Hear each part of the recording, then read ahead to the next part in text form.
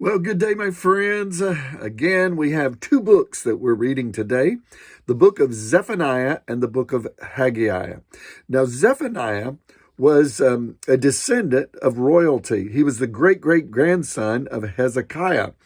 And so his ministry was also during the days of Josiah. In fact, many believe that he influenced Josiah in the great reforms that took place at that particular time.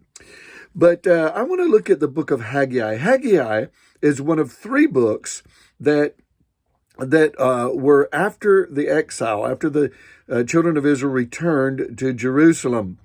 And Haggai and Zechariah, the one that we will start tomorrow, were encouragements to that first group of exiles that was rebuilding the temple.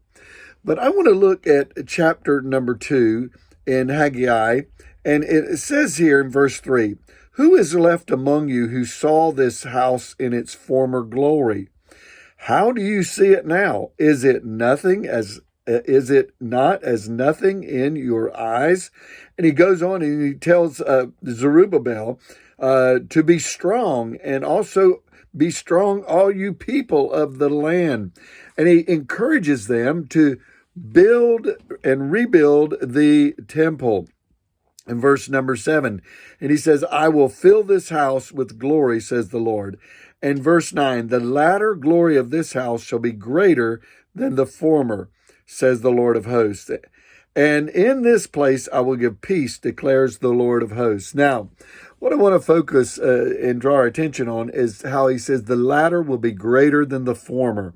Oftentimes have you ever heard, and I'm sure you have, of, when they turn 40, they're over the hill. In other words, the idea is it's going downhill from there and things are going to get worse. Well, we know physically our bodies start failing, but I want to say that I believe that God can create and help the latter years to be even greater than the former years. Sometimes those that have been in the church a long time will say, well, it's just not like it used to be. The Spirit of the Lord doesn't move like he used to. I want to say that does not have to be the case. If we will continue to seek God and work for the Lord, the latter years, even till we breathe our last breath, I believe the latter years can be greater than the former years, just like Haggai promised that the house of the Lord would be.